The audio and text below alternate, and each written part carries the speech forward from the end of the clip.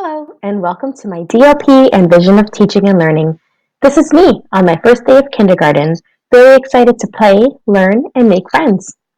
Now, when I think about what will guide my practice as an educator, I picture myself as a vibrant, contributing member of a diverse school community that upholds the four ethical standards for teaching, which are care, respect, trust, and integrity. And additionally, I would like to be a teacher that focuses on equitable practices to improve student learning. This image will guide my practice as it requires me to incorporate universal design for learning approaches in the design of my classroom space and contents, as well as differentiated instruction strategies into my lesson planning and delivery. I aim for my students to be the drivers of their own student-led inquiry while I guide, challenge, and support them along the way as a facilitator of each individual path of learning. Student-led inquiry also gives learners ownership and autonomy, as well as focuses on 21st century competencies that help every student in Ontario achieve success and well-being. It is important to remember that facilitating learning through inquiry only works when you know your students. In Foundations 1, Week 1, I expressed my prior assumption about teaching and learning that teachers need to know everything and never make mistakes. My vision has shifted significantly since then, as I now have gained the knowledge and understanding from my personal experiences that producing mistakes is the central factor to what helps us grow closer to success. Mistakes only help us grow if we learn from them. Teaching students to learn how to write purposeful, peer, and self-assessments that celebrate the learner's achievements and provide feedback that supports next steps is pivotal in improving student learning.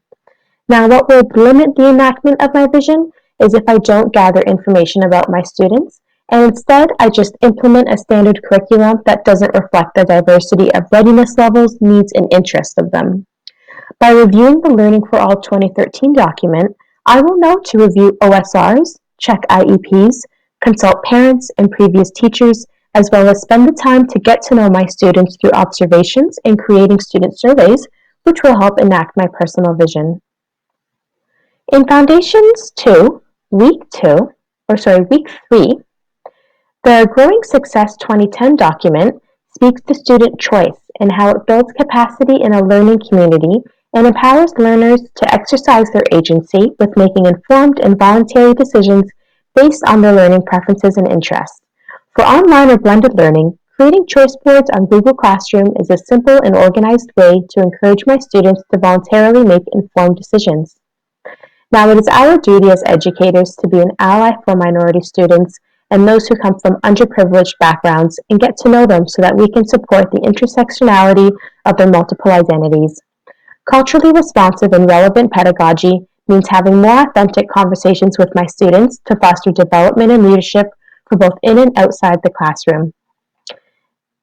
Now that we head into Foundations 3, in Week 9, I showed evidence of how I overcame challenges that I experienced as I transitioned from my pre-BEd self to my current BEd professional self.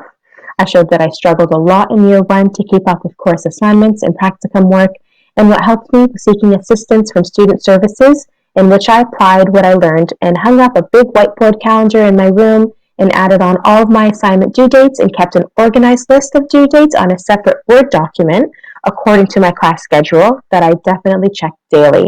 Now, this applies to my vision of teaching and learning, as my role of a professional educator requires strong organizational skills to cover planned curriculum units, address parent correspondence, and meet report card and various other types of deadlines. So now that I have gained this experience in my BEd program, I'm able to take this on to my future role as an educator and implement it then so that I can be successful in my role.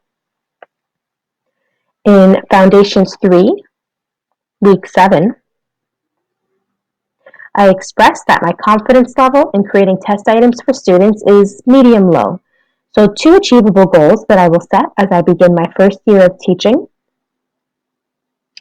would be to design a test that I can rely on to consistently measure the responses that students contribute, and additionally to only include test items that is recognizable to students so that it doesn't seem like new, old, or unpracticed information to them. Thank you so much for listening to my vision of teaching and learning.